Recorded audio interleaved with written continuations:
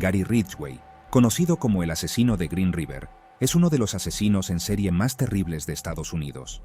Su nombre evoca miedo y horror en la mente de muchos. En los años 80 y 90, sus actos de terror dejaron una huella imborrable en Seattle. La ciudad vivió una época de incertidumbre y miedo constante. Ridgway admitió haber matado a 71 mujeres, pero se cree que el número real podría ser aún mayor. Las víctimas eran en su mayoría jóvenes vulnerables. Su crueldad y planificación metódica sembraron el miedo en toda la comunidad. Las familias de las víctimas quedaron devastadas y la comunidad se unió en su dolor. La ciencia forense, especialmente las pruebas de ADN, fue fundamental para capturarlo.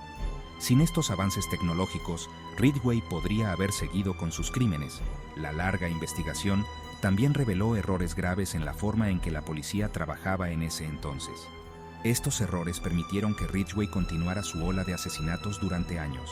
Vamos a explorar los rincones más oscuros de la vida de Ridgway, sus métodos, el impacto en las víctimas y sus familias, y cómo finalmente se resolvió el caso.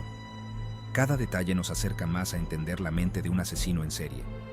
Acompáñenos en este recorrido por uno de los capítulos más escalofriantes de la criminología moderna. Este viaje nos llevará a través de los horrores y las lecciones aprendidas de uno de los casos más infames de la historia. Gary Leon Ridgway nació el 18 de febrero de 1949 en Salt Lake City, Utah. Desde niño, ya mostraba señales preocupantes en su comportamiento. Su madre, Mary Ridgway, era una figura dominante y conflictiva en su vida. Las historias de su infancia están llenas de crueldad hacia los animales y problemas para controlar su ira. Ridgway creció en un hogar con muchos problemas y fue a la escuela secundaria Highline en Burien, Washington. Poco después de graduarse, en 1969, se unió a la Marina de los Estados Unidos. Durante su tiempo en la Marina, contrajo una enfermedad de transmisión sexual, lo que aumentó su resentimiento hacia las mujeres. Al regresar a Seattle, comenzó a trabajar como pintor de camiones, escondiendo sus impulsos oscuros bajo una vida aparentemente normal. La transformación de Gary Ridgway de un ciudadano común a un asesino en serie despiadado fue lenta y gradual. En la década de 1980, Ridgway comenzó a frecuentar zonas de Seattle conocidas por la prostitución. Usaba su apariencia común y su actitud amable para ganarse la confianza de sus víctimas. Les ofrecía dinero a cambio de sexo y luego las llevaba a lugares solitarios donde las estrangulaba. Después de matarlas, abandonaba los cuerpos en zonas boscosas o cerca del río Green. El hecho de que pudiera llevar una vida aparentemente normal mientras cometía estos crímenes hace que su historia sea aún más aterradora. Gary Ridgway tenía una forma de actuar muy calculada para atraer y matar a sus víctimas sin ser descubierto. Iba a zonas conocidas por la prostitución, donde las mujeres eran más vulnerables. Usaba su camioneta para recogerlas, ofreciéndoles llevarlas y dinero por sexo. Una vez dentro de su vehículo, las engañaba con labia y encanto para ganarse su confianza. En lugares apartados, Ridgway cometía sus asesinatos, estrangulando a las mujeres con sus propias manos o con cualquier objeto que tuviera a mano. Después de matarlas, se deshacía de los cuerpos a lo largo del río Green. Su astucia y falta de remordimiento lo convirtieron en uno de los criminales más difíciles de atrapar. Las víctimas de Gary Ridgway eran en su mayoría mujeres jóvenes y vulnerables, muchas de ellas atrapadas en circunstancias difíciles y peligrosas. Muchas de ellas eran prostitutas o mujeres que habían escapado de situaciones familiares difíciles, buscando una vida mejor pero encontrándose con un destino trágico. Estas mujeres, marginadas por la sociedad y a menudo ignoradas, se convirtieron en presas fáciles para Ridgway, quien se aprovechó de su vulnerabilidad.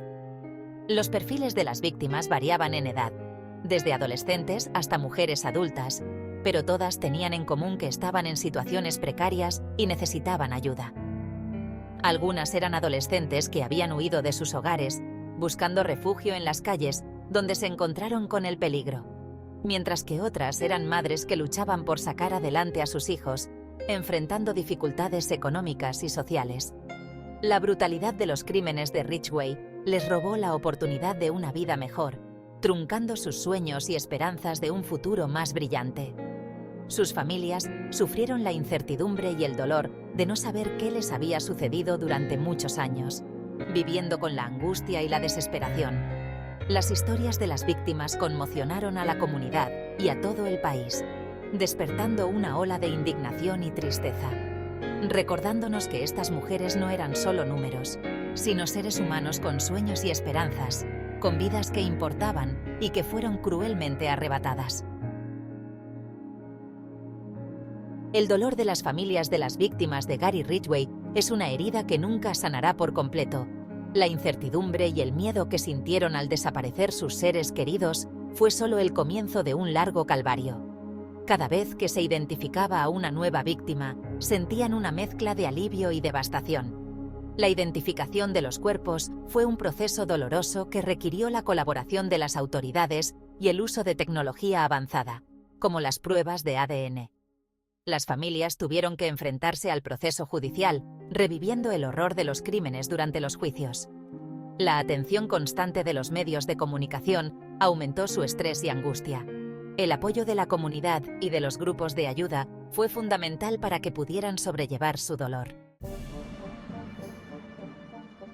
La investigación inicial de los crímenes del asesino de Green River fue un proceso complejo y frustrante. A medida que aumentaba el número de víctimas, las autoridades se veían desbordadas por la magnitud del caso, la falta de pruebas sólidas y el hecho de que muchas de las víctimas llevaran vidas transitorias complicaron aún más la investigación. La policía de Seattle y el condado de King crearon un grupo especial dedicado exclusivamente a resolver estos crímenes. La estrategia de Ridgway de esparcir los cuerpos en diferentes lugares dificultaba la conexión entre los casos.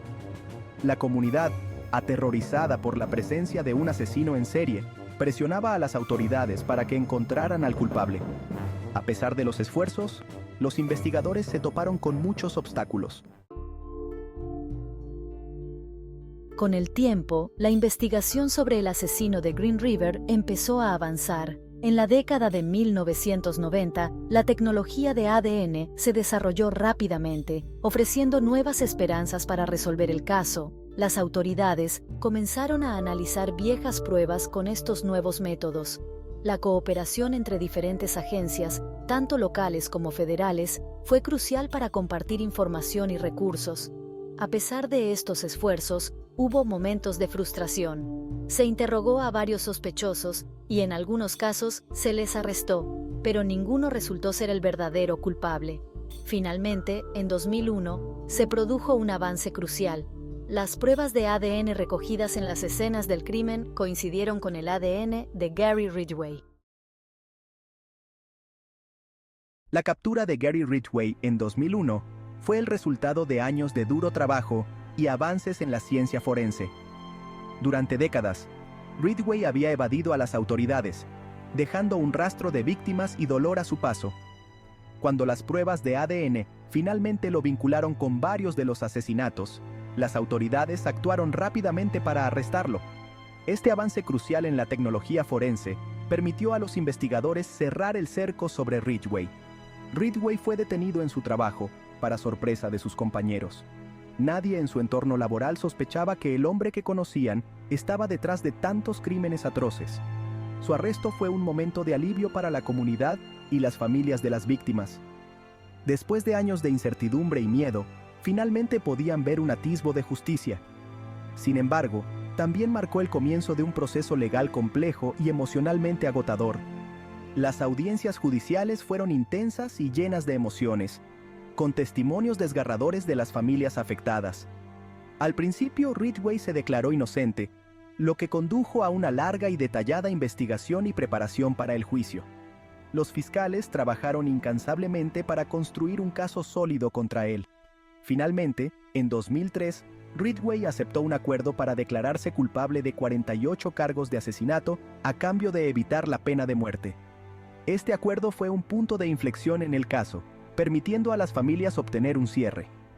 La sentencia de Ridgway a cadena perpetua sin posibilidad de libertad condicional fue recibida con una mezcla de alivio y tristeza. Aunque la justicia había prevalecido, el dolor de las pérdidas sufridas por las familias nunca desaparecería por completo. El juicio de Gary Ridgway fue uno de los más seguidos y comentados en la historia criminal de Estados Unidos. Durante el juicio, se revelaron detalles gráficos y perturbadores sobre cómo elegía, asesinaba y se deshacía de sus víctimas. Las familias de las víctimas tuvieron la oportunidad de enfrentarse a Ridgway en el juicio y expresarle su dolor e ira. A pesar de su confesión, Ridgway mostró poco remordimiento. El acuerdo de culpabilidad que aceptó fue un tema muy controvertido. Aunque evitó la pena de muerte, fue condenado a cadena perpetua sin posibilidad de libertad condicional.